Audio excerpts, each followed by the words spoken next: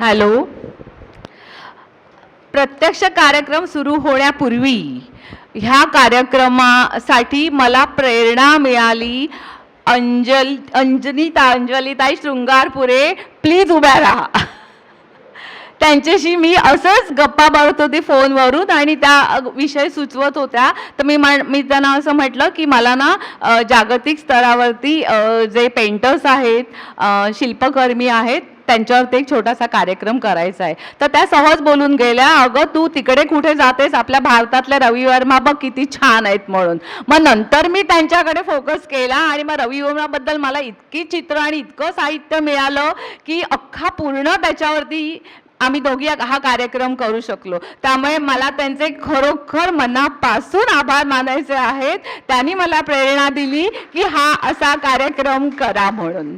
Thank you अंजनीताई. आणि सांगायचं म्हणजे ज्योत्स्नाला चित्रकलेची आवड आहे.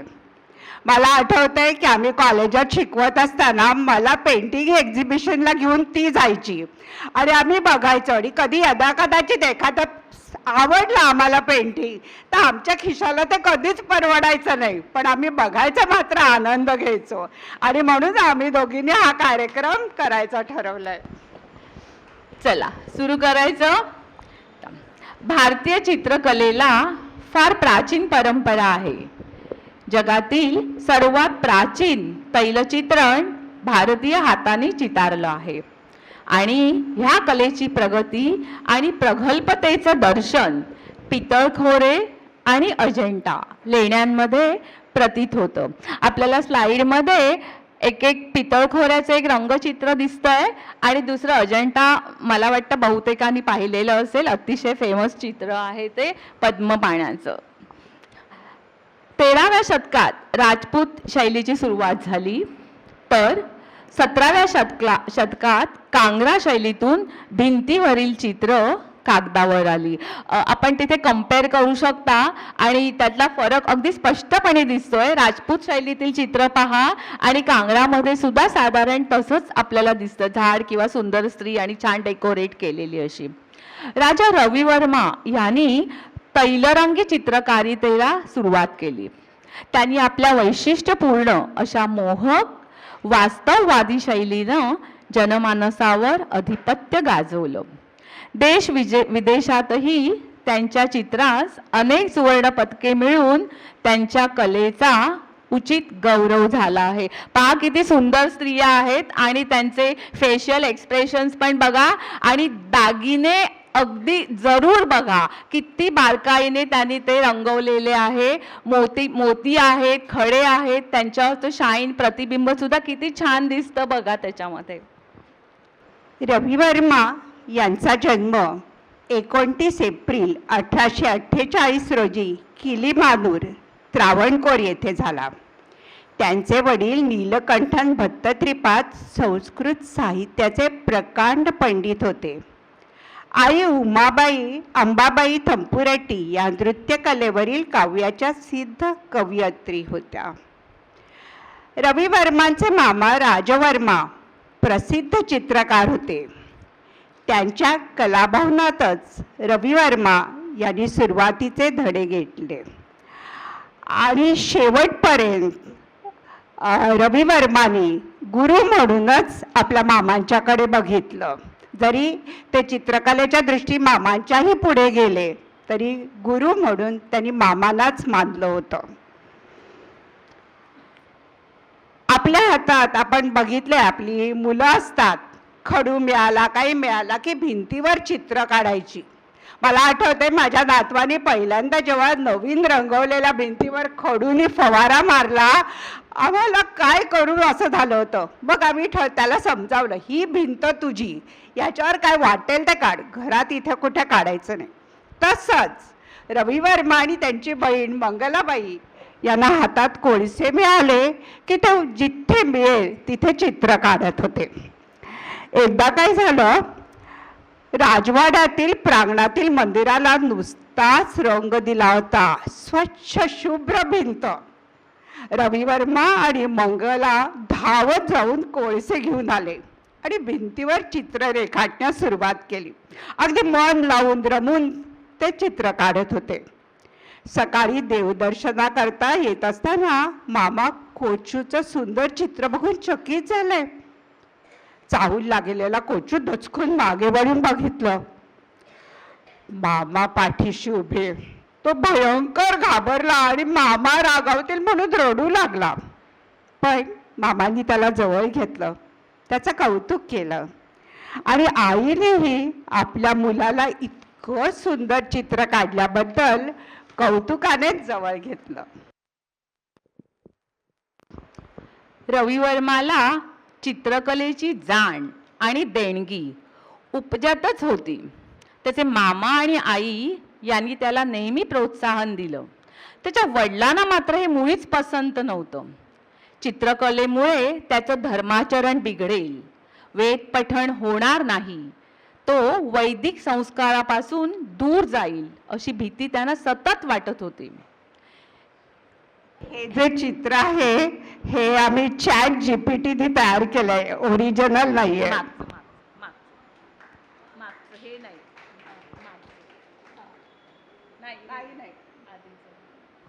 मुलं खडूने रंगवत आहेत ते चित्र ChatGPT वरून घेतलेलं आहे.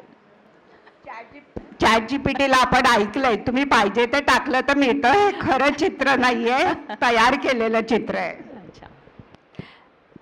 एकदा काय झालं, त्रावणकोरच्या अय्यलम तिरुनल राजानं राजवर्मा यांना काही कामाकरता त्रिवेंद्रमला बोलावलं.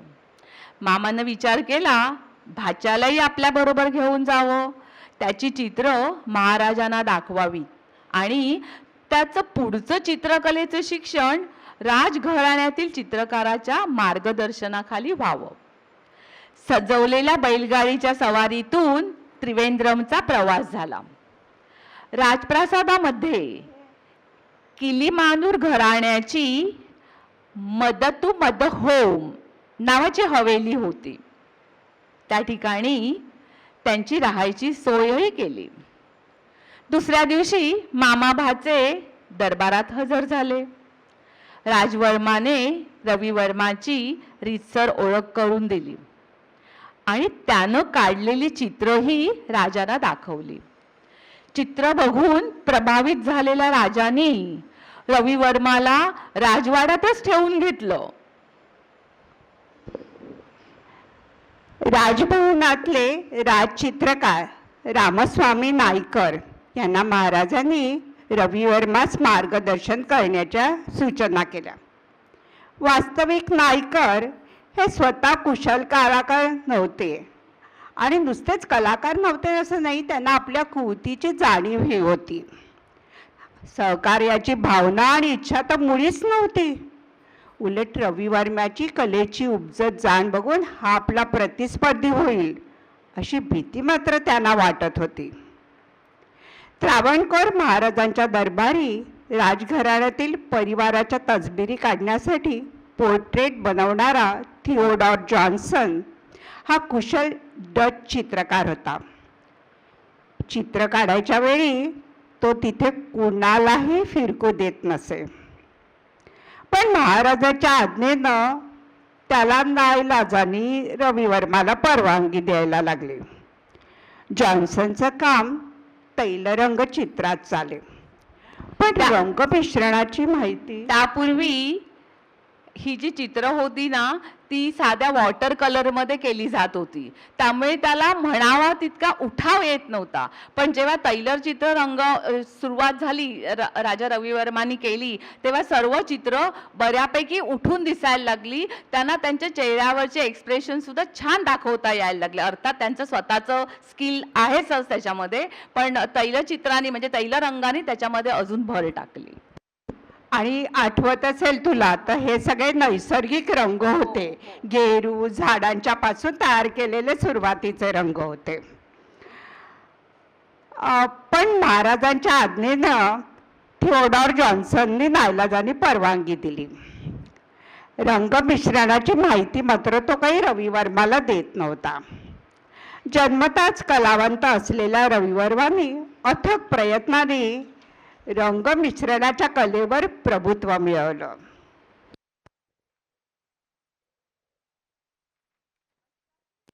66 साली नाल तंतुरत्ती या राजकन्येशी त्यांचा विवाह झाला. या लग्नामुळे रवी वर्मा यांचं राजघराण्याशी जवळचं नातं निर्माण झालं. लग्नानंतर ते त्यांच्या पत्नीच्या गावी मावेलिकिरा येथे राहायला गेले. तिकडे मातृसत्ताक पद्धत असल्यामुळे लग्नानंतर पती पत्नीच्या घरी राहायला जात असे. पालकांनी पारंपरिक पद्धतीने आयोजित केलेला हा विवाह यशस्वी झाला. ह्या जोडप्याला 5 मुलं होती.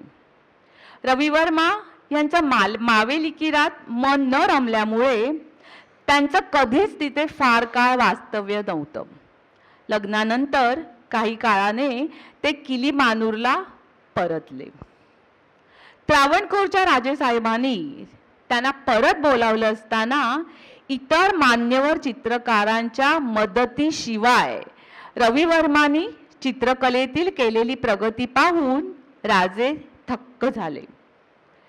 रवी वर्मा यांनी आपल्या फुलांच्या आवडीचा वापर आपल्या चित्रात प्रतिकात्मक आणि चपखलपणे केला.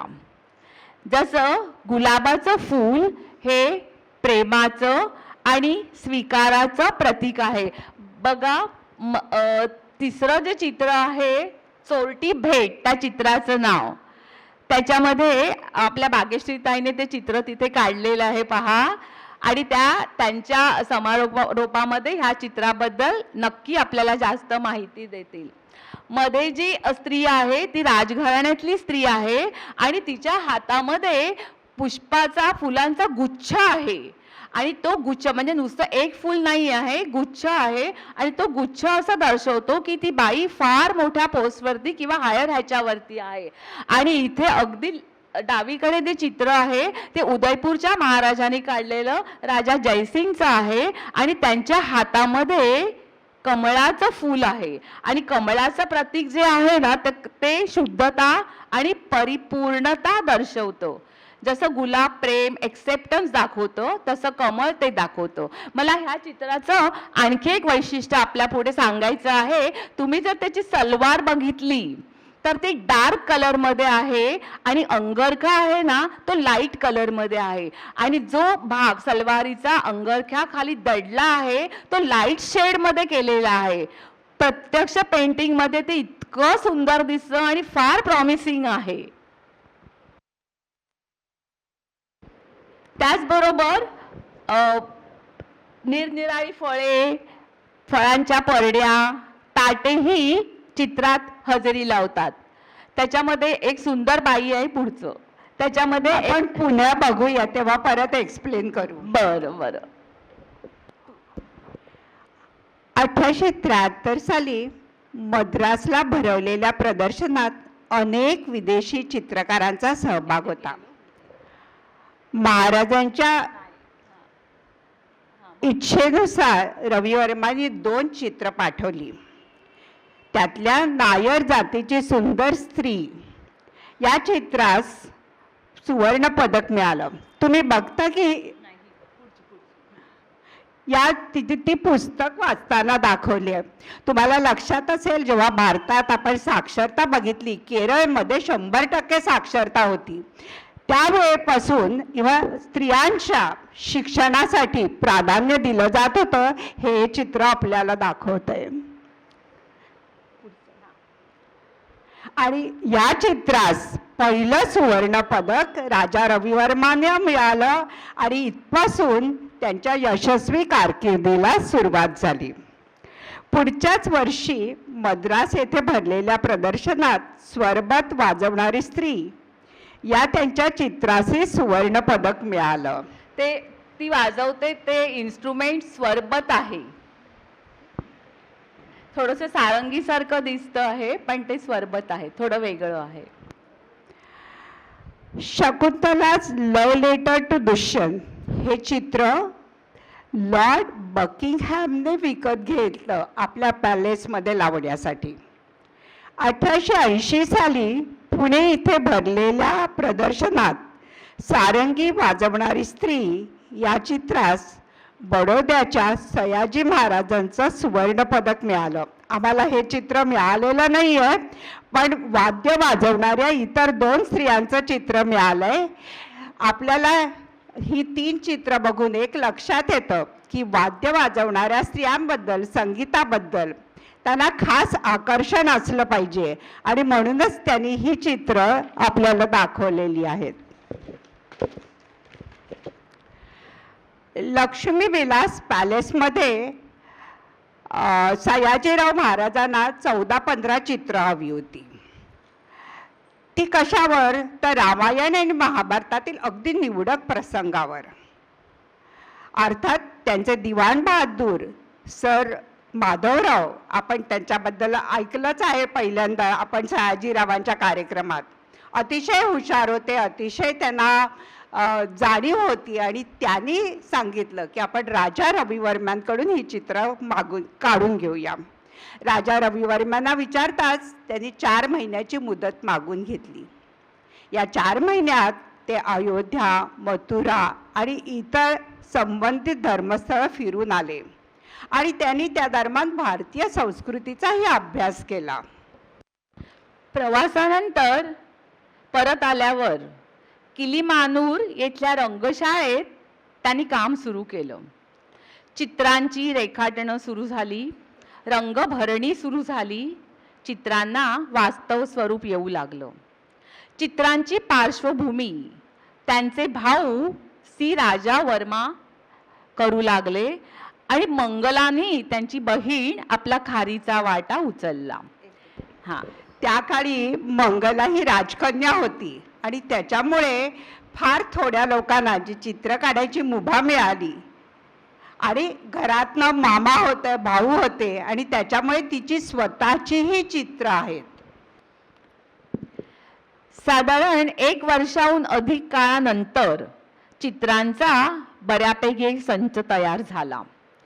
सर्व चित्र पूर्ण झाल्यावर त्यांचं प्रदर्शन प्रथम त्रिवेंद्रम आणि नंतर मुंबई इथे भरवलं. काय सांगायचं, हजारो लोकांनी आवडीने प्रदर्शनाला भेट दिली.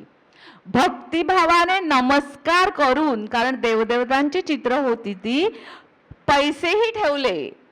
चित्रांचे फोटो काढून देशभर वाटले गेले. आता आपण प्रथम रामायणातील काही चित्र पाहू. हे अहिल्या चित्र आहे आपण जे बघतोय ते. तुम्ही बघत असाल तर राम, लक्ष्मण, गौतम ऋषी आणि खाली नमस्कार करणारी अहिल्या आपल्याला दिसते. शिळा पण दिसते बघा. ती शिळा रूपात होती, ती शिळेतनं उद्धार करताना ती परत मानवी रूपात आली. सीता स्वयंवराच्या या चित्रात रावणाची झालेली फजिती दाखवली आहे. चित्रात बाकी राजेही बघा बारकाव्यानिशी दाखवले, त्यांचे मुकुट, त्यांच्या बसण्याच्या पद्धती. कुमारवयीन राम, लक्ष्मण आणि विश्वामित्र ऋषी दिसत. दुसऱ्या बाजूला जनक आणि सीता उभे आहेत. अतिशय बारकाईने ते चित्र काढलेलं आहे. बाजूच्या चित्रात आपण बघू शकतो शिवधनुष्याचं रामाने खंडन केलेलं आहे. तो अर्धा भाग त्याच्या हातात आहे आणि दुसरा खाली पडलेला आहे. हे जे चित्र आहे तुमच्या लक्षात आलं असेल, हे त्यांच्या मळवली प्रेसमध्ये काढलेलं चित्र आहे आणि हे मात्र त्यांचं ओरिजिनल पेंटिंग आहे. दोन्हीतला फरक व्यवस्थित जाणवतोय. हे प्रिंट आहे जशी आपल्याला इथे दिसतंय. आता सीतेशी विवाह होत असतानाचं चित्र आहे. बघा कोण कोण दिसतंय. ज्योत्स्ना नीट दाखव बरं. कोवळ्या वयातला राम दिसतो आहे, सीता दिसते आहे आणि दशरथाच्या 3 राण्याही रामाच्या मागे उभ्या आहेत. जनक राजा आहे आणि इतर हे इथे ऋषी उभे आहेत, इथे दरबारी इतर उभे आहेत. त्याच्यामध्ये हे ॲक्च्युअल पेंटिंग आहे. हे खरं तर एका पॉडकास्ट व्हिडिओमधून मी घेतलेलं आहे आणि त्याच्यामध्ये ते संपूर्ण म्हणजे जसं आपण व्हिडिओ चित्रण करतो त्याप्रमाणे त्यांनी त्याचं वर्णन केलेलं आहे आणि ह्याचं प्रत्यक्ष चित्र मैसूरच्या पॅलेसमध्ये आहे. संपूर्ण चित्र तिथे आहे आणि हे कॅलेंडरसाठी केलेलं चित्र आहे. हे बहुतेकांनी पाहिलेलं आहे. सीताहरण यावरही त्यांची बरीच चित्र आहेत. बघा, पहिल्या चित्रात तो भिक्षा मागताना रावण दिसतोय, बाजूला सीता उभी आहे, जरा घाबरलेली आहे आणि दुसऱ्या चित्रात तो तिला पळवून देतोय. आता त्यांची पोज बघा. जेव्हा चित्र काढायचं तेव्हा मॉडेलला सीतेला घेऊन उभं राहायला लागतं, म्हणजे सीता नाजूकशीच हवी की नाही. रवी वर्माने रावण आणि सीतेसाठी जवळजवळ 300 मॉडेल्स बोलावली होती. रावणाचं सिलेक्शन झालं, धट्टाकट्टा काळा दिसणारा, पण सीतेसाठी नाजूकशा कुंजकुट्टीची निवड झाली.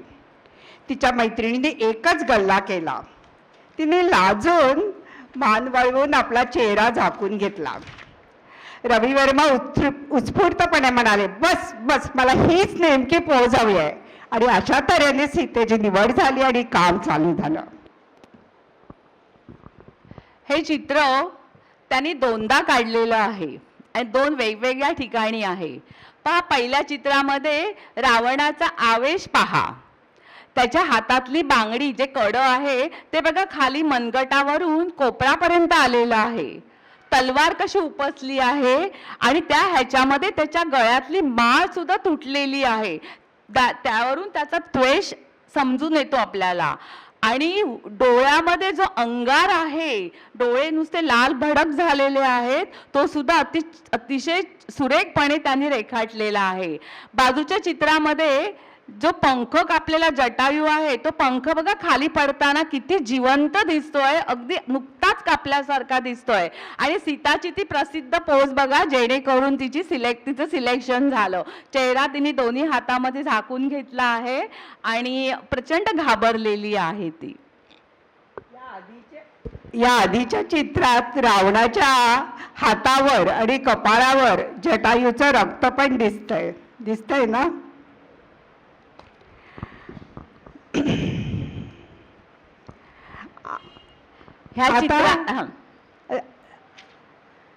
राम राज्याभिषेकाची राक्षसिणीच्या गराड्यात बसलेली सीता थकलेली दिसते, पण चेहऱ्यावर भीतीचा लवलेशही नाही. आणि तिच्या आजूबाजूला बघा हबशी स्त्रिया दाखवलेल्या आहेत, ज्या राक्षसिणी आहेत त्यावेळी हे केलेल्या. पुढच्या चित्रात राम समुद्राला विनंती करून मागे हटवतो आहे. हे चित्र आपण परत एकदा बघणार आहोत. ह्या चित्रामध्ये पहा, राम आणि दशानन रावण ह्यांचं तुंब युद्ध आहे. वानर पहा किती त्वेषाने लढत आहेत आणि खाली पडलेली राक्षस आणि वानरांची प्रेत, रक्तबंबाळ झालेले घोडे वगैरे सुद्धा त्याच्यामध्ये फार बारकाईने दाखवलेले आहेत. तुमच्या लक्षात आलंच असेल की हे प्रिंट आहे, ओरिजिनल पेंटिंग नाहीये.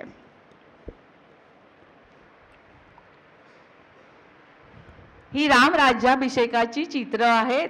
त्यातल्या डावीकडे आहे ते त्यांनी स्वतः काढलेलं आहे. त्याच्यामध्ये राम, सीता किती सुंदर दिसतंय पहा. हनुमान पण आहे त्याच्यामध्ये आणि मागे. आणि राम त्यांनी सावळा दाखवलेला आहे, नीलवर्णी. आणि बाजूला भरत, लक्ष्मण आणि शत्रुघ्न सुद्धा दिसत आहेत. खाली ऋषी आहेत आणि मारुतीराय काहीतरी वाचून दाखवत आहेत त्यांना.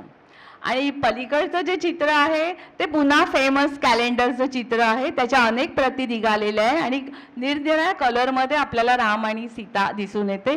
जरा लक्ष देऊन पहा, दोन्ही ह्याच्यामध्ये राम आणि सीताची पोजेस वेगळ्या वेगळ्या आहेत.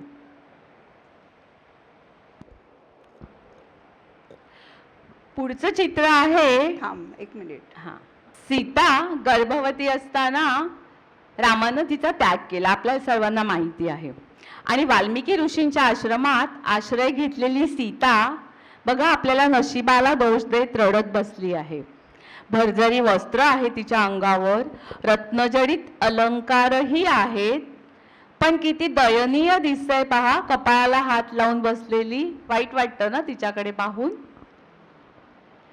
बघा किती दागिन्यांनी नटलेली आहे, कारण त्याग केला तेव्हा ती राणीच होती आणि मग ती ऋषींच्या ह्याच्यात गेल्यावर ती साधेपणाने राहायला गेली. पण इथे ती सचिंत मुद्द्यानी आहे की आता आपलं पुढे कसं काय होणार.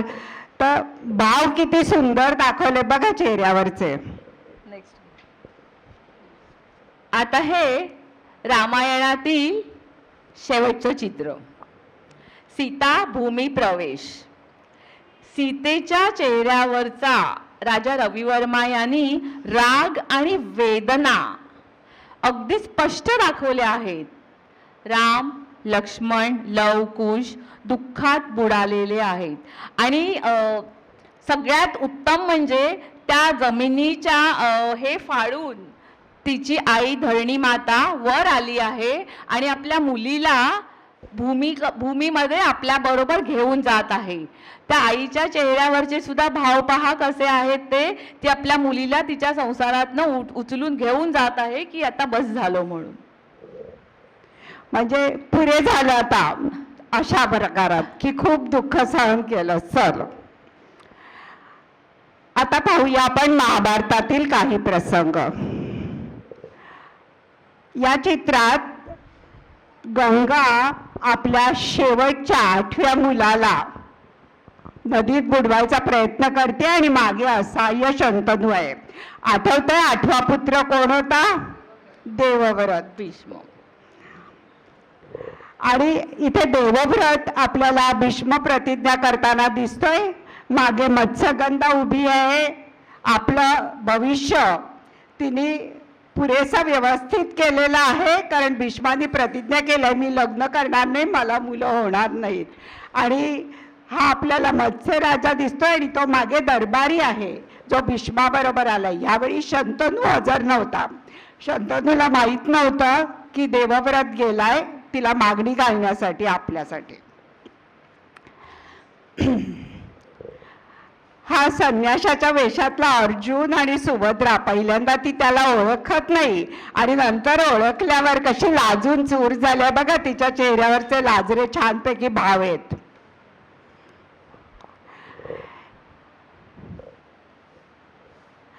हे द्रौपदी वस्त्रहरणाचं चित्र आणि हे द्रौपदी वस्त्रहरणाचं चित्र अतिशय लोकांना आवडलेलं आहे. आपल्याला द्रौपदी दिसतेय, दुर्योधन दुःशासन दिसतोय आणि मागे हे आहेत धृतराष्ट्र उभे आहेत. आणि तुम्हाला सांगायचं म्हणजे हे चित्र जे आहे द्रौपदी वस्त्रहरणाचं ते सुरुवातीला 56 लाखाला गेलं होतं, पण सध्या त्याची किंमत 2022 मध्ये 21.6 करोड रुपये इतकी विक्रीची किंमत मिळालेली आहे.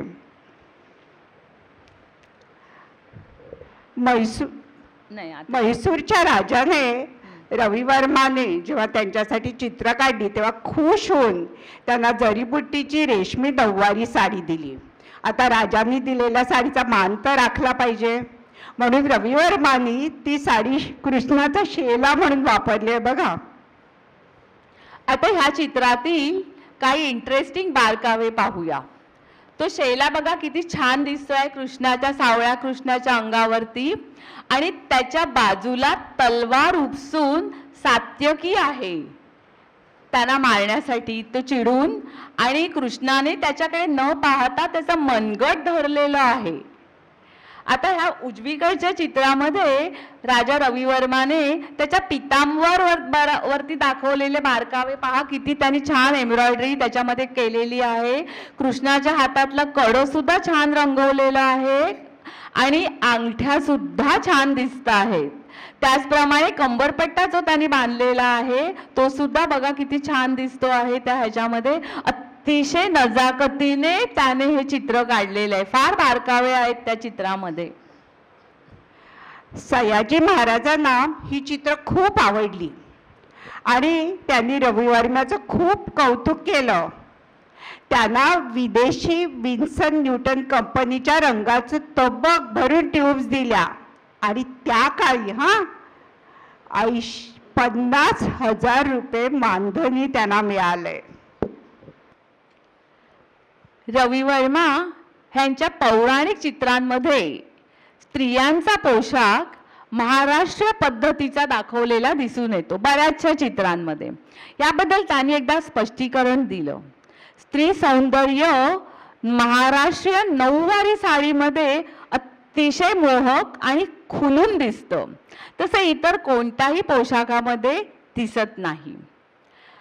1873 मध्ये व्हिएन्ना आणि 1893 मध्ये शिकागो इथे कला प्रदर्शनात मामा राज वर्मांनी रवी वर्मांची काही चित्रे पाठवली.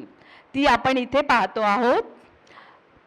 सुवर्ण पदक रवी वर्मांना ह्या चित्रांना सुवर्ण पदक मिळाल्यामुळे ते जागतिक क्षेत्रात प्रकाश झोतात आले. हे जे चित्र आहे ते तुम्हाला माहिती आहे, नल आणि दमयंती आणि हंसाचं चित्र आहे. हे जे आहे ते सीता इन मूनलाईट. तर हे पण चित्र 10 चित्र पाठवली होती शिकागोला, त्यातलं हे चित्र आहे. आणि हे म्युझिशियनचं चित्र आहे आणि सगळ्या बायका आहेत बघा. ज्योत्स्ना आपल्याला वैशिष्ट्य सांगते, मी तुम्हाला दाखवते. गॅलेक्सी ऑफ म्युझिशियन हे ते चित्र आहे. ह्याच्यामध्ये विविधता आणि एकता अशी दाखवलेली आहे. भारतभरच्या विविध राज्यातल्या स्त्रिया तिथे काही ना काहीतरी वाद्य वाजवत आहेत. अगदी उजवीकडे जी ओढणी घेऊन बसलेली आहे ती मुस्लिम गणिका आहे. तिच्या चेहऱ्यापट्टीवरून तिच्या पेहरावरून आपण ते सहज ओळखू शकतो. इतर सर्वच स्त्रिया आहेत ना, त्या काही ना काही वादकामध्ये गुंगून गेल्या आहेत, पण त्या शेवटच्या ज्या 2 आहेत त्या थेट प्रेक्षकांकडे बघत आहेत. बाकीच्यांचे सगळ्यांचे चेहरे आहेत किंवा त्यांचे त्या वाद्यात गुंग झालेले आहेत, पण त्या शेवटच्या अगदी एक्स्ट्रीम राईटच्या आहेत त्या 2 थेट प्रेक्षकांकडे पाहत आहेत. अजून एक गंमत म्हणजे ह्या चित्रामध्ये हॅट घातलेली युरोपियन स्त्री सुद्धा आहे. इथून दुसरी, कुठे ग?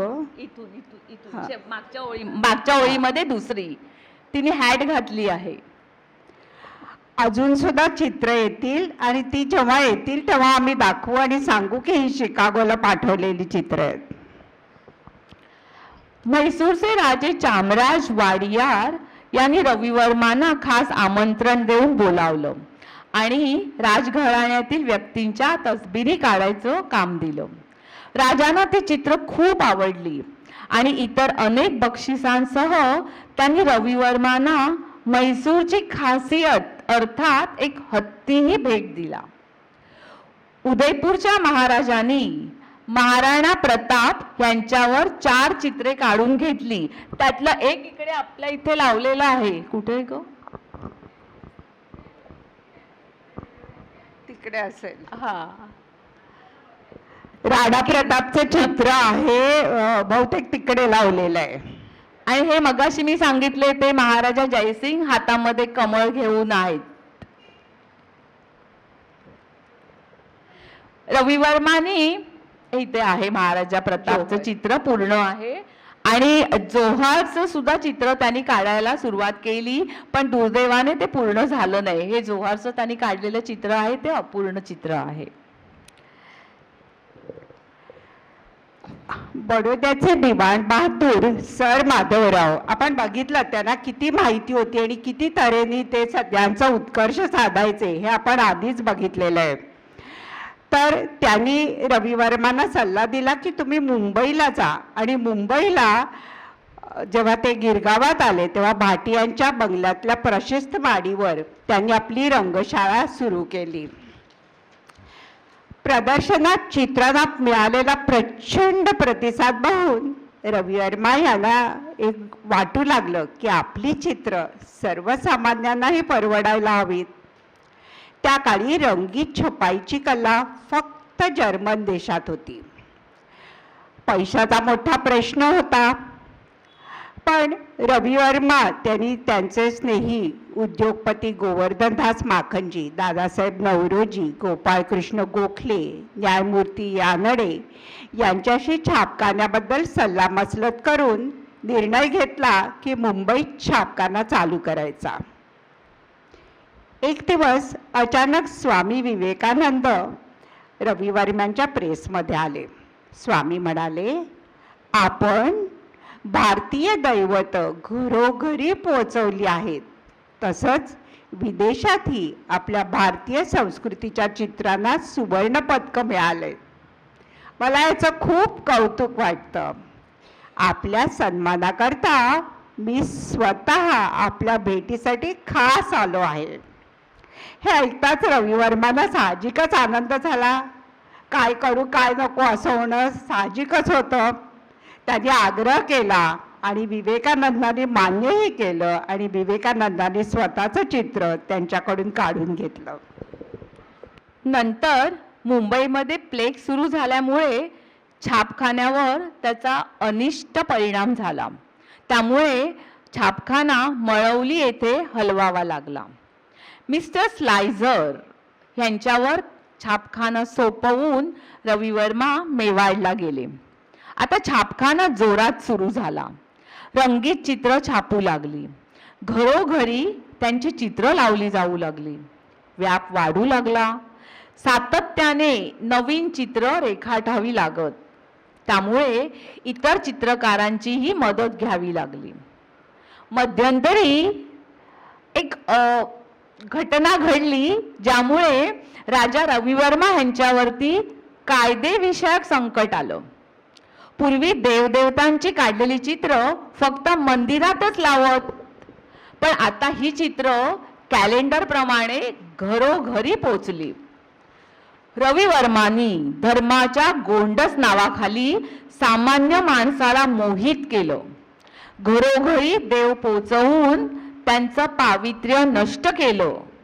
चित्रातील स्त्रियांचे पेहराव अनावृत्त स्वरूपाचे असल्यामुळे देवांची चित्र अश्लील वाटू लागली आणि रवी वर्माने म्हणे हिंदू धर्म भावनांना विकृत रूप देत धर्म भ्रष्ट केला असा आरोप करून सनातन धर्म मार्तंडांनी रवी वर्मावर खटला भरला. रवी वर्मा यांनी कोर्टात स्वतःच आपली बाजू प्रभावीपणे मांडली. त्यांच्या मते चित्रकलेमध्ये नीती, अनीती, शील, अश्लील असं काहीच नसतं. ते असतं पाहणाऱ्याच्या नजरेत आणि मनात. त्यासाठी त्यांनी वेरूळ, अजंठा, खजुराहोची उदाहरणं दिली. अप्रतिम कला संस्कृतीची ती प्रतीकं मानली जातात. असा कला व जीवन यावरील बिनतोड सिद्धांत त्यांनी ठामपणे मांडला. साहजिकच या युक्तिवादानं प्रभावित होऊन न्यायमूर्तीने त्यांची या खटल्यातून निर्दोष मुक्तता केली. आपल्या लक्षातच आहे त्यांचे वडील संस्कृतचे पंडित होते आणि लहानपणी मिळालेल्या शिक्षणाचा योग्य तऱ्हेने इथे वापर केला गेला. छापखाना व्यवस्थित चालला होता, पण आता रवी वर्मांना दगदग सहन होईना. मधुमेहाचा विकारही जडला. शेवटी त्यांनी तो छापखाना विकायचा असा विचार केला. स्लायझरला हे कळताच अनासायस चालून आलेल्या सुवर्ण संधीचा त्यांनी सदुपयोग करून घेतला. आपल्याकडील 25,000 रुपयाची रक्कम तो छापखाना देऊन तो छापखाना विकत घेतलाच, पण त्याशिवाय 89 चित्रांचे, रवी वर्मांनी स्वतः काढलेल्या चित्रांचे हक्कही विक्री किमतीतच त्यांनी मिळवले. आणि मालक झाल्यावरही स्लायझरनी प्रेसचं लोकप्रिय आणि प्रचलित नाव बदललं नाही. माझे सासरे त्यांच्या बरवलीच्या कारखान्यात अकाउंटंट म्हणून काम करत होते. काही महिने 70 वर्षापूर्वीची गोष्ट आहे ही. तर त्यावेळी नोकरी सोडून जाताना त्यांना काही चित्र मिळाली होती. ही चित्र आपण जी बघतो इथे आहेत, कुठे आहेत, इथे मागे आहेत आणि तिकडे आहेत, तर ही चित्र त्यांना मिळालेली आहेत. अजून सुद्धा खूप चित्र होती, पण माझ्या सासूबाई धर्म मार्तंडाप्रमाणे त्यांना अनावृत्त बायका आवडत नव्हत्या, त्याच्यामुळे जी व्यवस्थित आहेत तेवढी चित्र राहिली, ती सुद्धा आमच्याकडे आत होती. माझ्या सुनेलाही असली चित्र सगळी आवडत नाहीत. हे बघा ना, हे असलं चित्र त्यांच्या म्हणण्याप्रमाणे माझ्या सासू आणि सुनेच्या मुलांच्या योग्य नाही आहेत, त्याच्यामुळे ती आमच्याकडे चित्र आहेत, पण ते आत आहेत. आज ती खूप वर्षांनी बाहेर निघाली आणि मग हे ऐकलं तिने सांगितल्यावर मग माझ्या लक्षात आलं आणि म्हणून तुमच्यासाठी मुद्दामून आणली आहेत. बघा, ही ओरिजिनल चित्र आहे. काही चित्रावर रवी वर्माची सही आपल्याला दिसेल आणि काही चित्र मात्र त्यांनी इतरांकडून काढून घेतलेली आहेत. ह्या चित्रांची गंमत अशी म्हणजे जेव्हा तिने मला सांगितलं माझ्याकडे हा खजिना आहे, तेव्हा मी तिला म्हटलं काढ आणि आपण लावूया. त्यांना काय तेवढं हे होतं, अशा मोठ्या पिशवीमध्ये एन्व्हलपमध्ये ती चित्र होती. मी एवढी हरकून गेली ती चित्र बघून आणि मी तिला नेटवरती त्याची किंमत सांगितली. Bye that time they were not aware of that. मग मी तिला दाखवलं, ह्याच्यात एक चित्र बघ आणि त्याची किंमत बघ आजच्या मितीला. कारण ही 70 वर्षापूर्वी ओरिजिनल प्रेसमध्ये म्हणजे दगडावरती प्रिंट केलेली लिथोग्राफिक पेंटिंग्स आहेत. तर मिनिमम त्याची किंमत 1200-1500 पासून 2200-2300 पर्यंत आहे. मी तिला नेटवरती दाखवलं ही ह्याची किंमत एवढी आहे म्हणून. नंतर मला जरा वाईट वाटलं, कारण मी तिच्याकडनं काही चित्र घेतली असती. 1894 साली औध संस्थानाचे राजेसाहेब श्रीमंत बाळासाहेब हे LLB करण्यास मुंबईत आले. त्यांना चित्रकलेत रस होता. त्यांना रवी वर्मा यांच्या हाताखाली चित्रकलेचा अभ्यास करायचा होता. ते रवी वर्माला भेटले, पण रवी वर्माने ऐसा नाही करणे का असं स्पष्ट शब्दात सांगून नकार दिला आणि बाळासाहेबांनी तो स्वीकारला. राजे होते पण रागावले नाहीत. त्यांनी रवी वर्माच्या काही आठवणी लिहून ठेवल्या आहेत. कोणी भेटायला आल्यास ते काम करतच बोलत असत.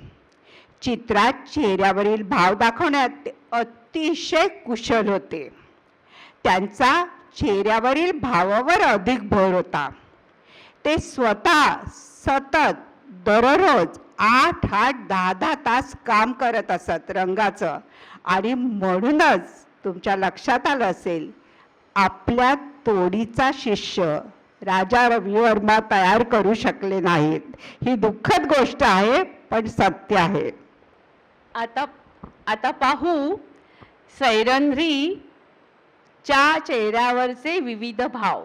तुम्ही पहिलं चित्र बघितलं तर विराटची पत्नी सुदेशना ती त्याला समजावत आहे तिला किचकाकडे जाण्यासाठी.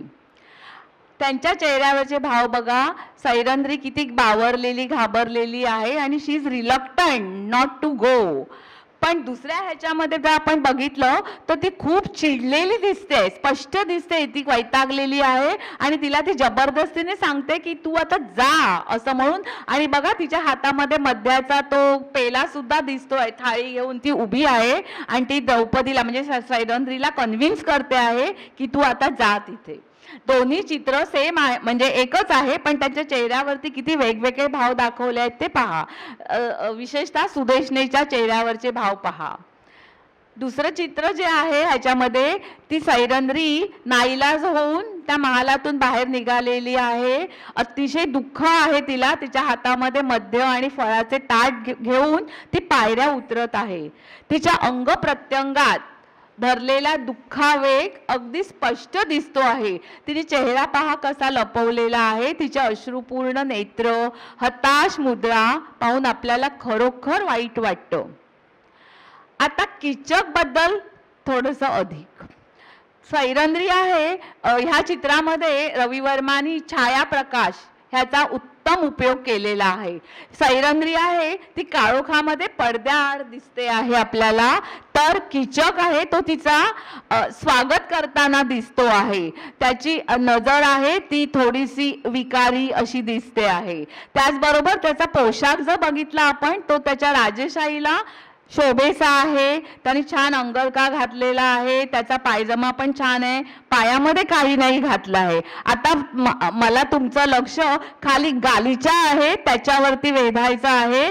गालीच्यावरची नक्षी सुद्धा किती बारीकपणे त्यांनी ती पेंट केलेली आहे आणि तशीच्या तशीच त्यांनी दाखवलं. त्याचे चौकोन आहे, त्या चौकोनामध्ये एका ह्याच्यामध्ये फुलं आहेत, दुसऱ्या ह्याच्यामध्ये निळी बॉर्डर असलेली फुलं आहेत आणि तेच रिपीट केलेलं आहे पूर्ण त्या चित्रामध्ये. अतिशय छान हे चित्र आहे आणि छायाप्रकाश ह्याचा त्यांनी खूप सुरेख वापर केलेला आहे या चित्रामध्ये. मॉडेलवरून ते काम करत असत. निरनिराळ्या चित्रांसाठी निरनिराळी मॉडेल वापरत. सुगंधा नावाची एक रूपसंपन्न गोवेकरीण त्यांची मॉडेल होती. लक्ष्मी आणि सरस्वती इत्यादी चित्र त्यांनी तिच्यावरून चितारली. आपण बघितलंय लक्ष्मी नेहमी चंचल असते आणि म्हणून आपण जेव्हा लक्ष्मीची मूर्ती घेतो किंवा पेंटिंग घेतो तेव्हा लक्ष्मी बसलेली अशी घेतो की ती एकदा घरात आली की घरातच टिकावी, तिने बाहेर जाऊ नये. पण ह्या चित्रात तुम्ही बघत असाल तर लक्ष्मी उभी दाखवली आहे, कारण तिचा पोशाख व्यवस्थित दिसावा एवढं एकमेव कारण आहे. म्हणजे रूढीच्या विरुद्ध जाऊन उभी लक्ष्मी दाखवली आहे. नाही तर असं म्हणतात उभी लक्ष्मी नेहमी निघून जाते, म्हणून लक्ष्मी कधी उभी घेऊ नये. आणि चित्रातली साडीचा पॅटर्न असा आहे की प्रत्येक भारतीयाला वाटावं की ती अरे ही तर आपल्याच पद्धतीची साडी आहे. तिच्या हातातल्या बांगड्या पहा आणि साडी नेसायची पोज ही नवीन स्टाईलने साडी तिने नेसलेली आहे आणि म्हणून ती दिसायला हवी म्हणून ती लक्ष्मी उभी दाखवलेली आहे. बाजूला ॲज युजल हत्ती आहेत. आणि सरस्वतीचं चित्र आपण बऱ्याच वेळा पोस्टरमध्ये कॅलेंडरमध्ये बघितले. रवी वर्मा मद्रास स्कूल ऑफ आर्ट्समध्ये शिकले.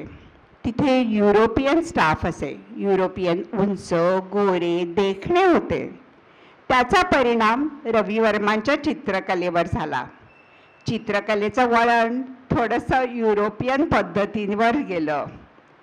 रवी वर्मा यांनी चितारलेल्या स्त्रिया सर्वसाधारण भारतीय स्त्रियांपेक्षा उंच दिसतात.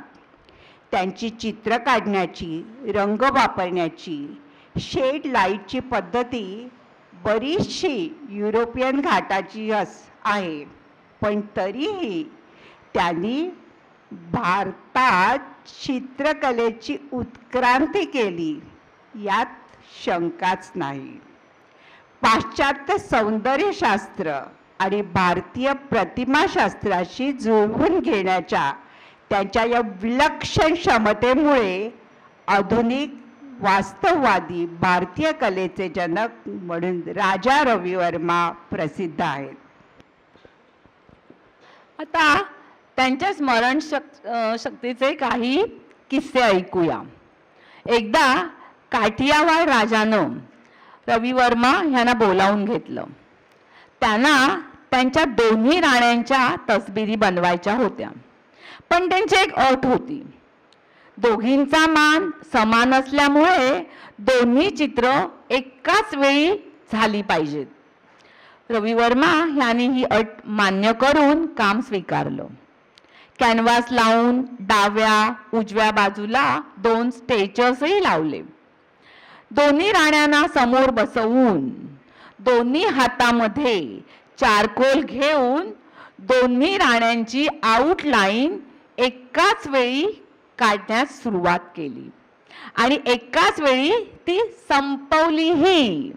गंमत अशी की दोन्ही राण्यांच्या चित्रातील सादृश्य अगदी हुबेहूब जमलं होतं.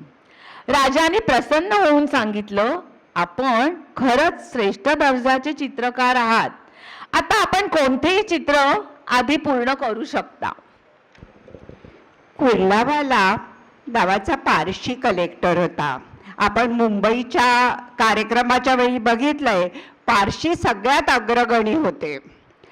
पण त्याचा मुलगा लवकर मरण पावला. त्याला आपल्या मरण पावलेल्या मुलाचं चित्र काढून घ्यायचं होतं. एकही फोटो मुलाचा घरात नव्हता. कुलाबालानं आपल्या मुलाची चेहरेपट्टी, वर्ण, कान, नाक, डोळे यांचं जमेल तेवढं वर्णन केलं. त्याचं वय सांगितलं. त्या मुलाच्या चेहरेपट्टीचं कुटुंबातील इतरांच्या चेहरेपट्टीचे असलेलं साम्यही समजावलं. रवी वर्माने सर्व गोष्टी ध्यानात घेऊन केवळ कल्पनाशक्तीने त्या मुलाचं इतके हुबेहूब चित्र केलं की ते पाहून आई वडील हरकून गेले आणि त्यांच्या डोळ्यात अश्रू उभे राहिले. त्यावेळच्या मुंबईच्या गव्हर्नरने एका रात्री रवी वर्मांना जेवायला बोलावलं होतं. आता गव्हर्नरचं आमंत्रण. राजा रवी वर्मा तयार झाले, पगडी घालून, कोट घालून आणि खाली उतरले. बघीत बसताना त्याच्या लक्षात आलं कोचमन नेहमीसारखा दिसत नाही. त्यांनी विचारताना कोचमनला बरं नाहीये, ताप येतोय हे त्यांना कळलं. ते स्वतः कोच चालवायला बसले. त्यांनी आपल्या कोचमनला दवाखान्यात नेलं, त्याची तपासणी करवली आणि त्या काळी आपल्याला माहिती आहे भारतात साथी होत्या, तर त्यास कुठलीही साथीने तो दूषित नाही हे केलं. या सगळ्या वेळात प्रत्यक्ष गव्हर्नरच्या जेवणाच्या आमंत्रणाची वेळ निघून गेली.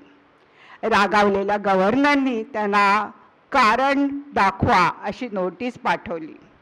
त्यांनी सत्य सांगितलं. याच्यावरून आपल्याला दिसतं ते किती सदृदय होते. तेवढंच नाही तर आपल्यासाठी काम करणाऱ्या लोकांची त्यांना किती काळजी होती हेही आपल्याला जाणवतं. म्हैसूरच्या महाराजांच्या दरवाजाचं त्यांनी स्मरणचित्रीने काढलेले आपण चित्र पाहूया. दरबारातील म्हैसूरचे महाराज, दिवाण, सरकार मानकरी प्रत्येकाची ओळख पटते. तुम्ही बघितलं तर पगड्या, या निरनिराळ्या पगड्या आपण मुंबईच्या वेळी बघितलंय. प्रत्येक पगडी तुम्ही कुठल्या दर्जाचे आहात, तुम्ही काय काम करता हे दाखवत असा. 56 प्रकारच्या त्या काही होत्या. तर ह्या पगड्या सुद्धा तुम्ही बघा निरनिराळ्या आहेत आणि त्या बाजूला ब्रिटिश लोक उभे असलेले दिसत आहेत. देवदर्शनाला पालखीतून जाणाऱ्या राण्या दिसत आहेत. मागे पालखी आहे बघा, ही पालखी आहे आणि अंबारी आहे. राजघराण्यातले लोक चाललेत म्हणून हत्ती तर पाहिजे, म्हैसूरचा आहे. आणि पुढे अंबारीतून फेट फरका काढताना राजे दाखवलेत. तुम्ही बघा बारीक सारीक गोष्टी दाखवल्या. कुत्रा दाखवलाय. तिकडे गॅलरीतनं बघणारे लोक सुद्धा दाखवलेले आहेत. हत्तीची अंबारी, कमानी खालून चाललेला हत्ती, किती बारीक बारीक गोष्टी त्यांनी चितारलेल्या आहेत हे आपल्या लक्षात येतं. हत्तीचं डेकोरेशन पहा किती छान केलंय. त्याच्यावरची झूल आहे, अंबारी आहे, त्याच्यावरचं सुद्धा कोरीव काम ह्याच्यामध्ये आपल्याला दिसून येतं. हो. राजा रवी वर्मा यांना अनेक मान सन्मान मिळाले. इंग्लंडचे पंचम जॉर्ज यांना भेटण्यासाठी निवड केलेल्या माणसांमध्ये त्यांचा समावेश होता. ब्रिटिश आमदानीमधील अत्यंत दुर्मिळ असा कैसर ए हिंद हा सन्मानाचा किताब भारताचे त्यावेळचे व्हाईसरॉय आणि गव्हर्नर जनरल लॉर्ड कर्झन यांनी देऊन रवी वर्मांचा गौरव केला आणि त्यांना राजा ही वैयक्तिक पदवी बहाल केली. हे जे आपल्याला राजा रवी वर्मांचं चित्र दिसतं आहे ते पेंटिंग त्यांचा मुलगा राम वर्मा याने काढलं आहे. त्याने बाकायदा जे स्कूल ऑफ आर्टमध्ये शिक्षण घेतलं, पण एवढा काही तो फेमस झाला नाही. ऑगस्ट 1900 मध्ये त्रावणकोर राजपरिवारात त्यांच्या 2 नातींचं दत्तक विधान ठरलं होतं. परंतु ब्रिटिश सरकारच्या दत्तक विधानाला असलेल्या विरोधी धोरणामुळे परवानगी नाकारली गेली. आपल्याला राणी लक्ष्मीबाईची हे उदाहरण माहीत आहे. तेव्हा रविवर्मांनी स्वतः कलकत्त्याला जाऊन लॉर्ड कर्झनकडून मान्यता मिळवली. चित्रामध्ये दिसतात लॉर्ड कर्झन आणि त्या महाराणी आहेत लक्ष्मीबाई, ज्यांनी त्यांच्या 2 नातींना दत्तक घेतलं. ह्या ज्या आहेत त्या राजा रविवर्माच्या भावाच्या पत्नी आणि त्यांच्या 2 नाती, म्हणजे त्यांची मोठी मुलगी आपण पुढच्या चित्रात बघतोय, त्याच्या खालच्या ज्या 2 मुली होत्या त्या प्रत्येकीची 1 मुलगी दत्तक गेली. तिथे मुली दत्तक जात होत्या कारण आपण बघितलंय संस्कृती मातृप्रधान होती. खांबावरचे डिझाईन बघा, राणीच्या मागे मागे पडदा बघा आणि राणीच्या मागे असलेले जे पिलर्स आहेत त्याच्यावरचं बारीक कोरीव काम पण दाखवलं आहे. पुन्हा बाजूला दाखवलेला फुलांचा गुच्छ तिचं उच्च स्थान दर्शवतो आहे. आता त्यांची काही गाजलेली चित्र बघूया. या चित्रात राजा रविवर्मा यांची मुलगी महाप्रभा अम्मा तिच्या बाळाला कडेवर घेऊन दिसते. आई, बाळ आणि कुत्रा जवळ येणाऱ्या व्यक्तीकडे बघताना दिसतायत. आणि तुम्ही बघाल तर युरोपियन पद्धतीप्रमाणे ह्याच्यात कुत्रा आहे. भारतीय ह्याच्यात फक्त दत्ताच्या तसबिरीत कुत्रा असतो, इतर कुत्रा नसतो. या पेंटिंगमध्ये कुत्रा दिसतोय. दुष्यंत शकुंतला यांच्या जीवनावर आधारित त्यांनी खूप चित्र काढली. विश्वामित्र ऋषी आणि मेनका यांचं हे चित्र दक्षिणेतील एका मंदिरातून घेतलं आहे. 1800 जुलैला जेव्हा पहिली बहुरंगी प्रिंट निघाली ती याच चित्राची निघाली. आता थोडं डिटेलमध्ये पाहू. आपल्याकडे ते खांबावरती असलेलं कोरीव काम दिसत आहे. त्या साडीवरती जे डिझाईन आहे सेम तसं डिझाईन इकडे त्यांनी काढलेलं आहे. त्याच पद्धतीने काढलेलं आहे. तिच्या निर्या सुद्धा पहा तशाच काढलेल्या आहे. आणि इवन विश्वामित्रांची पोज आहे ती सुद्धा त्या मूळ ह्याच्यावरून शिल्पावरून घेतलेली आहे. हे मद्रासमध्ये एका देवळामध्ये खांबावरती केलेलं चित्र काय म्हणतो शिल्प आहे. नेक्स्ट पुढचं चित्र आहे ते आहे शकुंतलेचं. शकुंतला पायातला काटा काढायचं निमित्तच, पण लक्ष काट्याकडे नाहीये, लक्ष मागे वळून ती बघतेय दुष्यंताकडे. तिची नजर बघा कुठे आहे. सखीच्या खांद्यावर हात ठेवला आहे आणि नजर मात्र शेवटचं त्याचं आपण एक ग्लान्स घेऊया अशी तिची हे आहे. आता ह्या चित्रात तुम्ही बघाल तर ते कमलदलावर पत्र लिहिते. तिच्या हातात खाली जे काळं दिसते आपल्याला ते चित्रात हिरवटसर रंगाचं आहे. तर ते कमलदलावर ती आपल्या प्रियकराला म्हणजे दुष्यंताला पत्र लिहिते. आणि शेजारी दुष्यंत राजाकडून काही सांगावा आला नाही म्हणून विरहिणी त्याची आठवण काढणारी शकुंतला आपल्याला दिसते.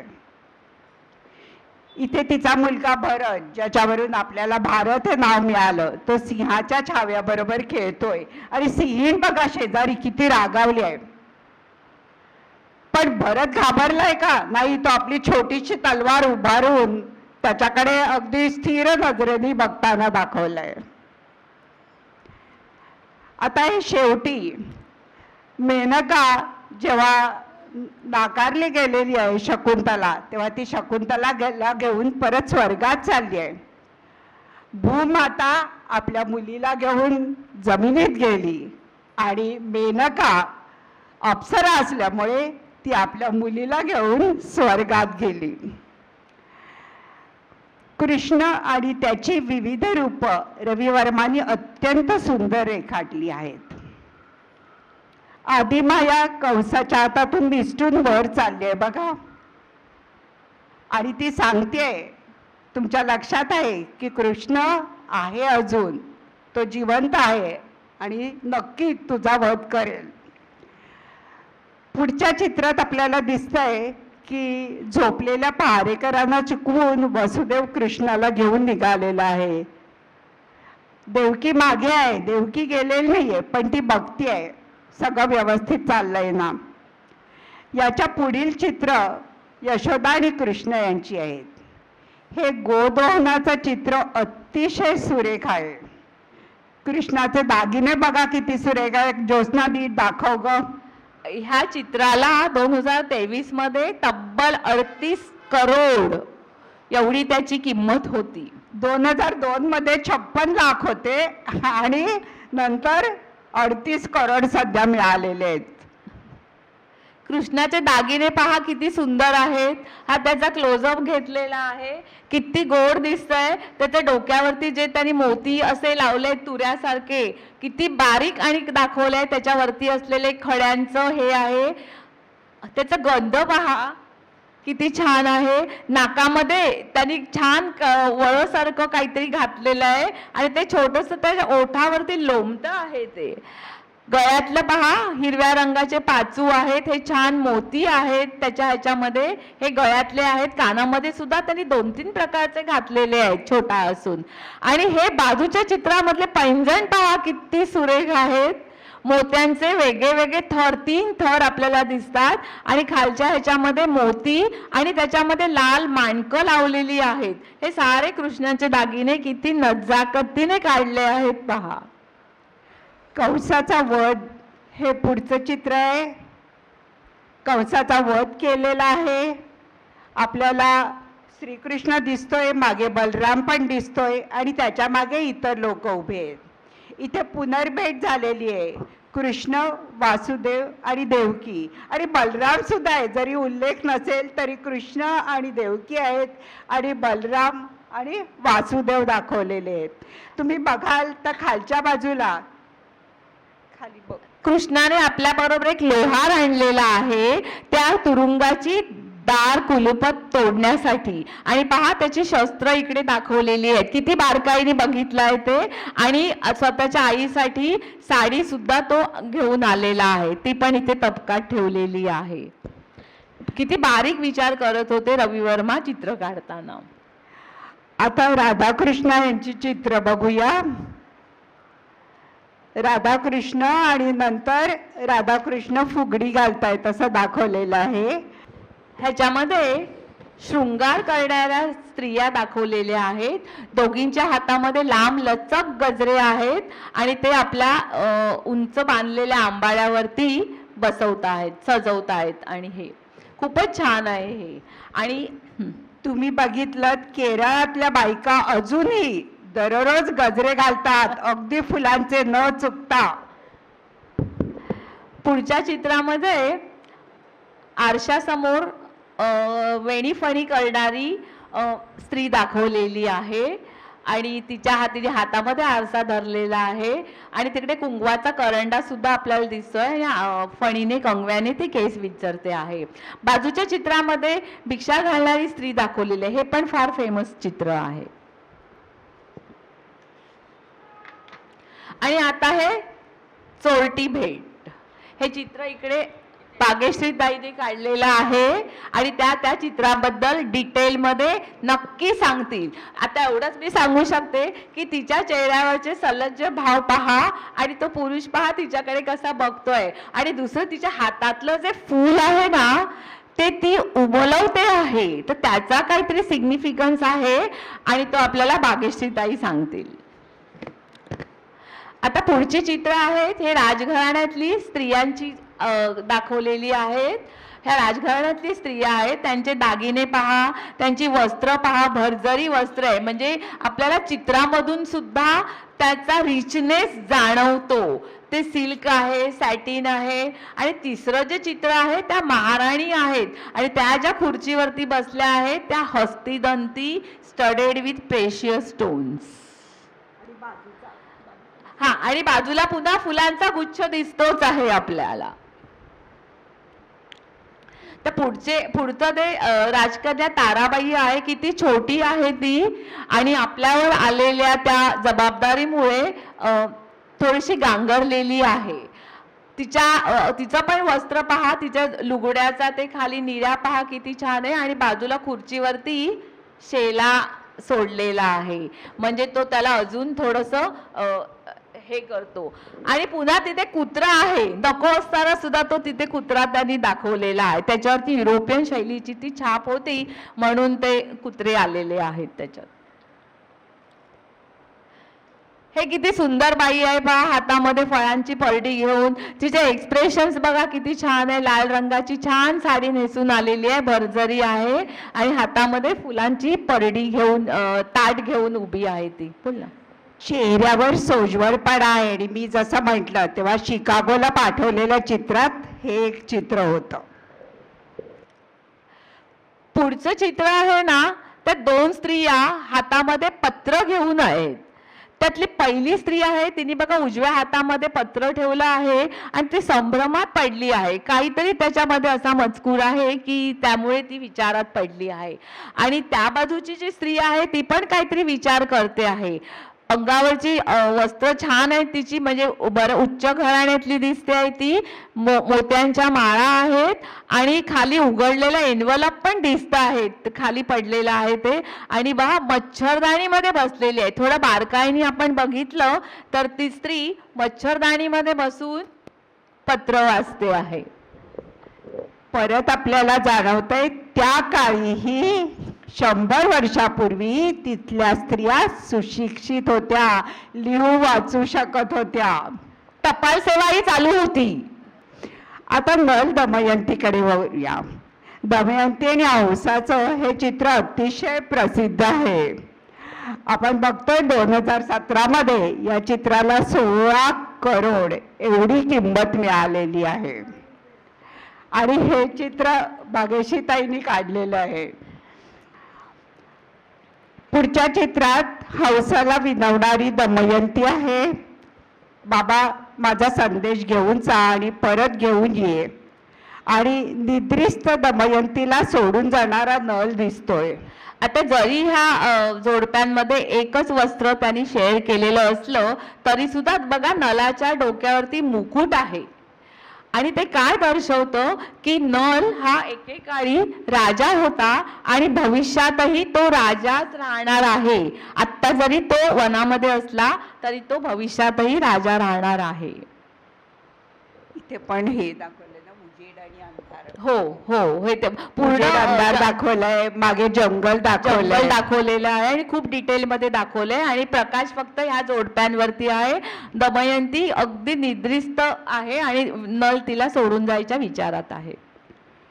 त्या काळी पेंटिंगला चकाकी आणण्यासाठी वॉर्निश वापरत, त्यामुळे काही काळाने पेंटिंगचे मूळ रंग फिके पडत. कित्येकदा त्यातली बारकावे झाकून जात आणि बघणाऱ्याच्या नजरेत ते उतरत नसत.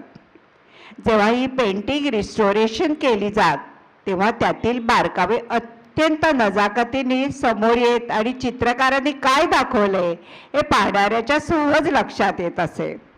आता हे चित्र बघूया. इंदुमतीला मांडीवर घेऊन विलाप करणारा अजय दिसतोय आणि नीट बघाल तर वॉर्निशचा थर हटताच अजयच्या डोळ्यातले अश्रू सुद्धा आपल्यापर्यंत पोचतायत. पुत्र शोकाने दुःखी झालेले हरिश्चंद्र आणि तारामती ही पुरुषांच्या स्नानगृहात चुकून शिरलेली चिये आहे. तिच्या चेहऱ्यावरचे गोंधळलेले सलज्ज भाव किती सुंदर दाखवले. तिचे हात बघा ती कसे धरलेत, सलज, म्हणजे आपल्याला ती झाकून घ्यायचा प्रयत्न करते. पोर्ट्रेट बद्दल राजा रविवर्मांची ख्याती असली तरीही त्यांची काही निसर्ग चित्र पहा. हे खेडा कॅम्पचं जे चित्र आहे ते ब्रिटिश जेव्हा ह्याच्या भारतामध्ये आले होते तेव्हा त्यांनी हत्तीच्या शिकारीसाठी टेम्पररी तंबू उभारलेले होते. त्यांची जीपही दिसते आणि पाठीमागे थोडं जंगल दिसतंय, डोंगरही दाखवलेले आहेत. आणि ते निसर्ग चित्र राजा रवी वर्मांनी काढलेलं आहे. खूप कमी काढलेली आहेत त्यांनी चित्र, पण त्यांची निसर्ग चित्र सुद्धा छान आहेत. आता हे पुढचं चित्र जे आहे, ग्लो ऑफ होप, हे अरे हो थांबा एक मिनिट, हे संपवते मग. हे ग्लो ऑफ होप हे सुप्रसिद्ध चित्र सावळाराम हळदणकर यांचं आहे. हे चित्र मैसूरच्या जगतमोहन पॅलेसमध्ये आहे, अगदी कोपऱ्यात लावलेलं आहे. आणि बाजूला सर्व रवी वर्मांची चित्र असल्यामुळे ते रवी वर्मांचं चित्र आहे असं समजलं जातं. हे चुकीचं आहे. हे सावळाराम हळदणकर यांचं चित्र आहे. गुगलवरती सुद्धा तुम्ही पाहाल तर ह्यांना रवी वर्माला ह्याचं क्रेडिट जातं, पण ते चुकीचं आहे.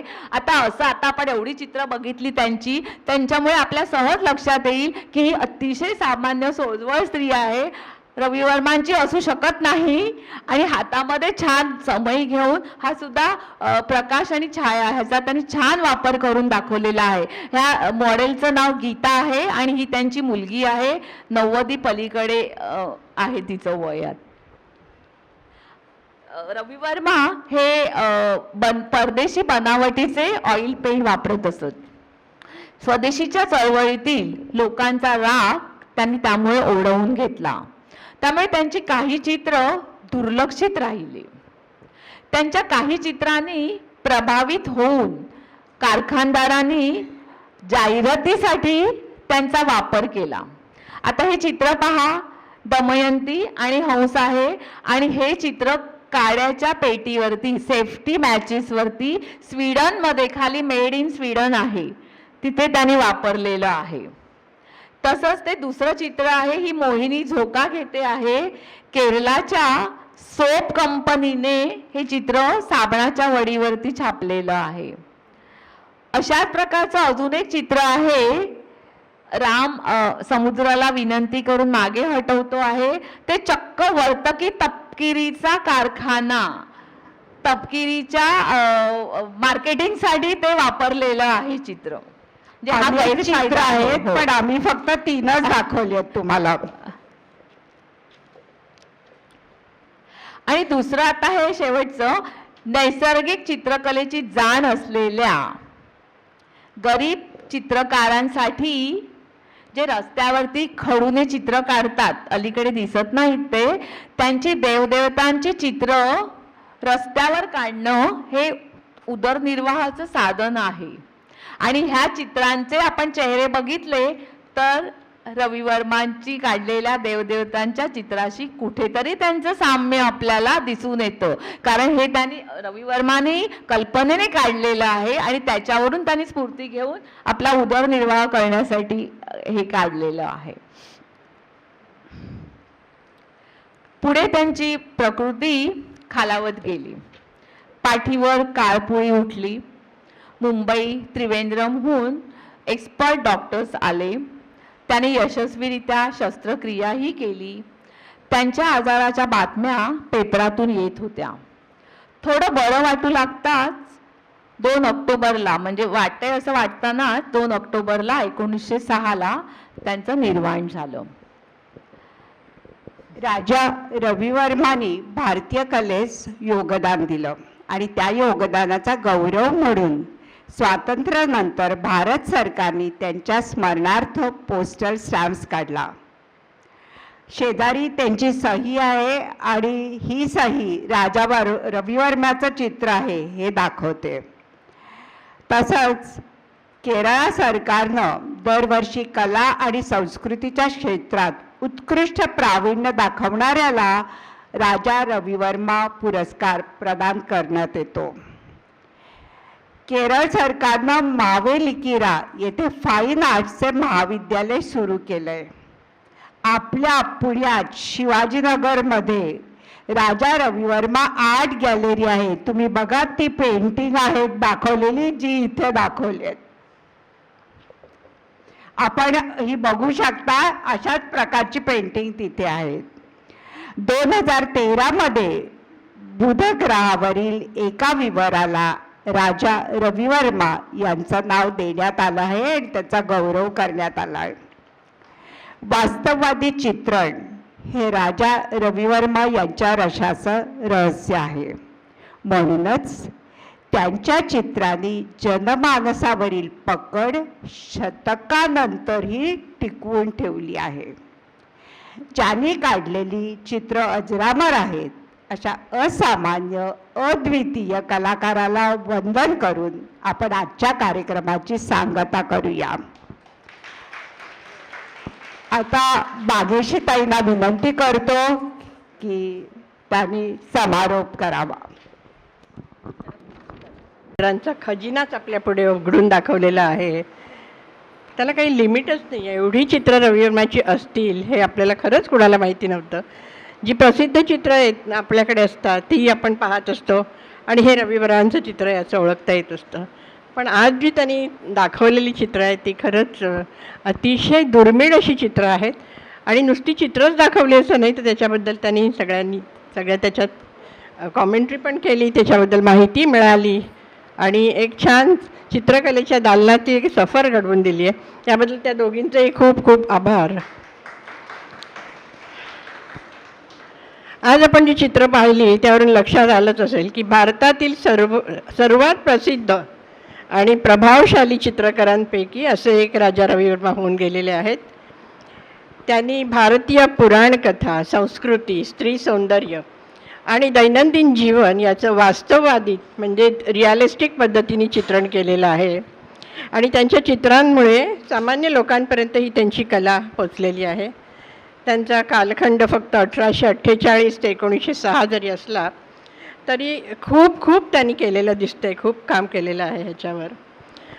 वास्तववादी चित्र म्हणजे जी अमूर्त नाही आहेत किंवा जी ॲबस्ट्रॅक्ट नाही आहेत. कारण हल्लीचा जो काळ आहे जी पुढे जी चित्रांमध्ये ड्रॉइंगमध्ये जी प्रगती झाली त्यामध्ये एक तर मॉडर्न आर्टचा उदय झालेला आहे. पिकासोची आपण बघतो चित्र आणि मॉडर्न आर्ट किती आपल्याला कळतं खरंच कळत नाही.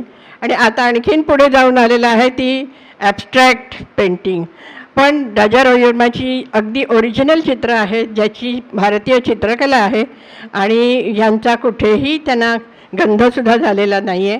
ह्या बाबतीत अतिशय अभिमान वाटतो सांगायला की कुठल्याही परदेशी कलांचा त्यांच्यावर प्रभाव पडलेला नाही आहे आणि म्हणून ती रिअलिस्टिक आणि ओरिजिनल आहेत. त्यांची जी शैली जी आहे त्यांची पात्र, शरीररचना, चेहऱ्यावरचे भाव, कपडे इत्यादी अगदी वास्तवासारखे दाखवलेले आहेत कारण त्यांचं वास्तववादी कला आहे त्यांची. आणखीन एक कलाशैली आहे ती म्हणजे त्याला असं म्हटलं जातं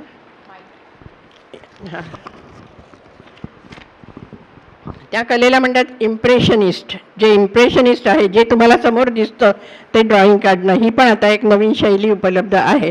पण त्याच्यामध्ये सुद्धा ह्यांनी कसं काय केलेलं आहे, विचार कसे आलेले असतील, काही त्यांनी वाचनातून त्यांच्या चित्र काढलेली असतील काहीच कळत नाही आपल्याला. अर्थात फक्त एक युरोपियन ऑइल पेंटिंगचं तंत्र जे त्यांनी आत्ता सांगितलं ते लाईट शेड किंवा पर्स्पेक्टिव्ह किंवा डेफ्थ, चित्राला डेफ्थ असली पाहिजे, त्याला अशी खोली असते एक प्रकारची आणि ती आपल्याला अपील करून जाते. ह्याचा प्रभाव त्यांच्यामध्ये स्पष्ट दिसतोय. भारतीय पुराणकथांचे दृश्यरूप म्हणजे रामायण, महाभारत, पुराणातील नायिका शकुंतला, दमयंती, सीता, सरस्वती, लक्ष्मी यांचं यथार्थ चित्र दर्शन आपल्याला दिसलं.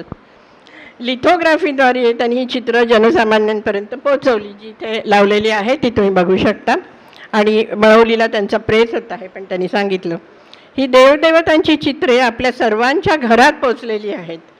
आमच्याकडे तर लक्ष्मी आणि सरस्वती, त्याच्यानंतर मेनका, विश्वामित्र ही प्रसिद्ध चित्रे अगदी मला माझ्या आठवणीत आहेत की त्यांना साड्या वगैरे नेसवलेली चित्र पण आपण ही पाहिलेली आहेत. आणि ही जे जुन्या काळचे लोक आहेत त्यांच्याकडे अगदी नक्की ही लक्ष्मी आणि सरस्वती आपल्याला बघायला अजूनही मिळते. आता साड्या वगैरे नेस नाही आहेत पण निदान त्यांची चित्र ही दिसतात. ही जी हंसराज लक्ष्मी जी आहे ती पण आपण आपल्या ह्या चित्राशी ना आपली कुठेतरी ह्या आपल्या पिढीची सुद्धा जवळीक निर्माण होते. कारण हे सगळ्यांच्याकडे आहे. कमळावर उभी असलेली, दोन्ही हातात कमळं घेतलेली, दोन्ही बाजूला हत्ती आणि ह्या देवीचं चित्र किंवा देवीचं जे सौंदर्य, तेज आणि संतुलित रंगसंगती हे त्यांच्या शैलीचं अगदी उत्तम उदाहरण आहे. तशीच ही सरस्वती ही सुद्धा आपल्या सगळ्यांच्या घरामध्ये हा फोटो सापडेलच. वीणा हातात घेतलेली, वीणा पुस्तक, हंस असलेली सरस्वतीची आधुनिक शैली, शांत चेहरा आणि नाजूक पोज ही त्याची वैशिष्ट्ये आहेत आणि आजही ती आयकॉनिक आहेत.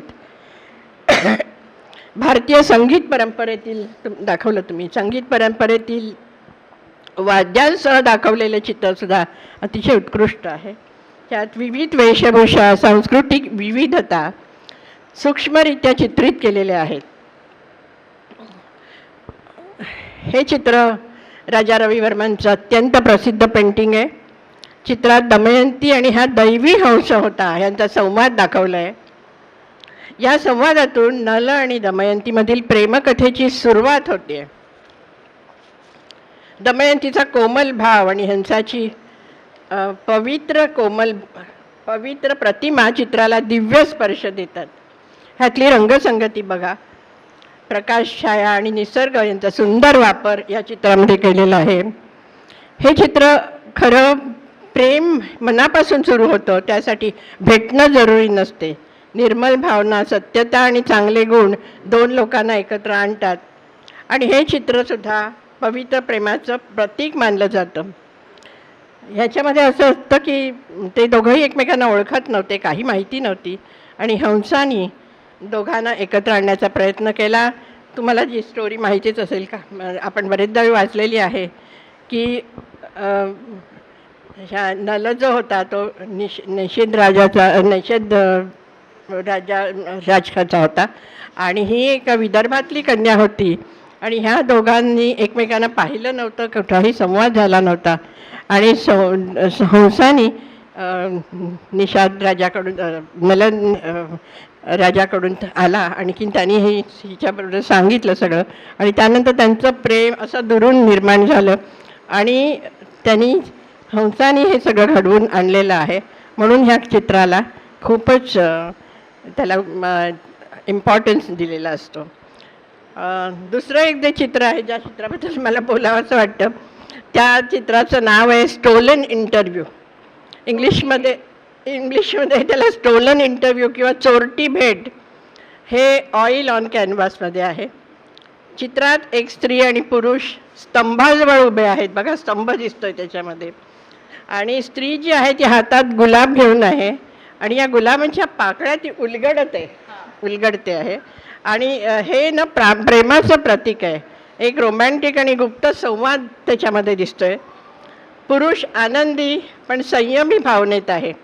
त्यांचे तुम्ही जवळून बघितलं तर तुमच्या लक्षात येतील, त्यांच्या जे भाव आहेत चेहऱ्यावरचे ते असे आहेत की पुरुष खरंच आनंदी आहे पण संयमी भावनेत आहे. त्याने आपला डावा हात गालाला टेकवलेला आहे आणि तो त्या स्त्रीकडे प्रेमाने पाहत आहे.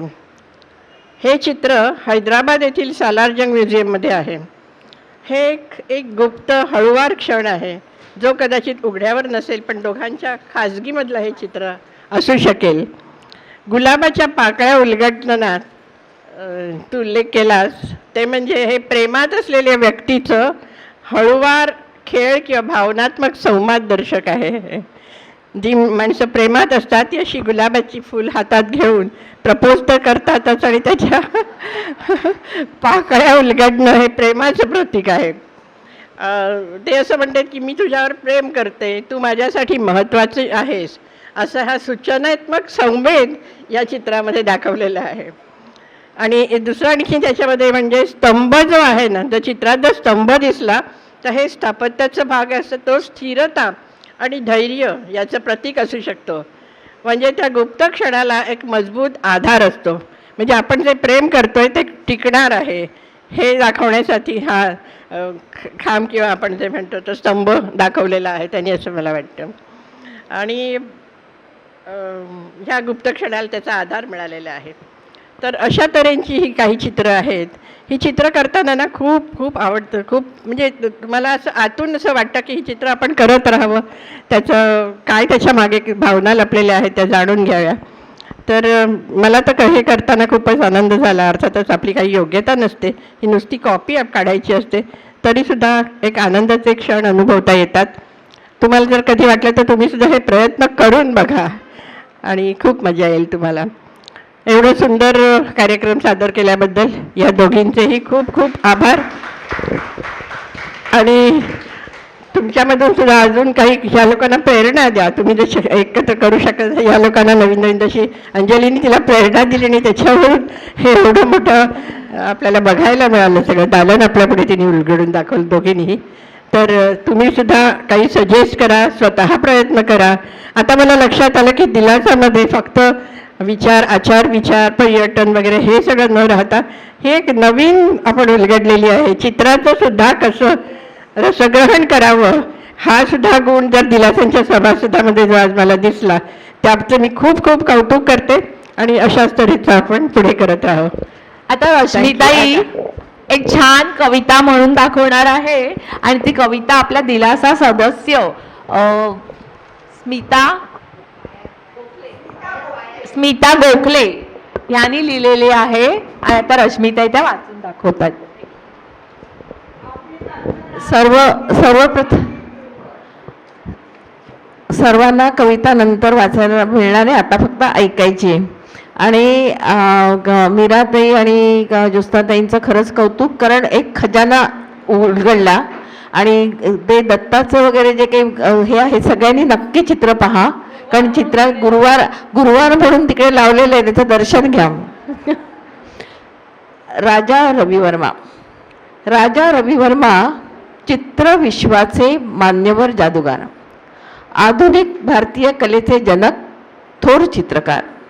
बालपणीचं रेखाटली सुंदर चित्रे देवळाच्या भिंतीवर, पारखून गुण शिक्षक लाभले मामा राजा वर्मा चित्रकार. भारतीय संस्कृती पौराणिक कथा रंगविल्या त्यांनी तैलचित्रात, हिंदू देवदेवतांच्या प्रतिमा साकारल्या लोकमानसात. युरोपीय शैली भारतीय कलेचा न्यारा संगम चित्रात, तैल रंगातील चित्र रेखाटनाला लाभली प्रसिद्धी विश्वात.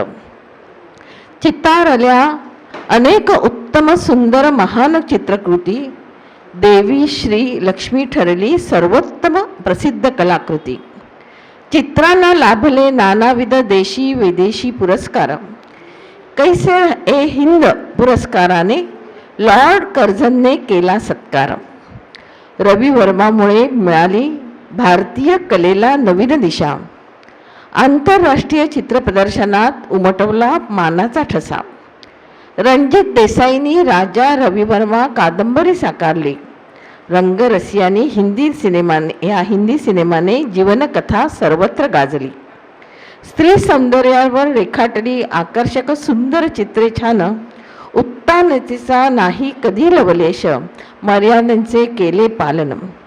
चित्रकार रवी वर्मा विश्वप्रसिद्ध, भारतभूषण महान. दिलासा सदस्यांतर्फे करूया त्यांना सन्मानाने वंदन. स्मिता गोखले.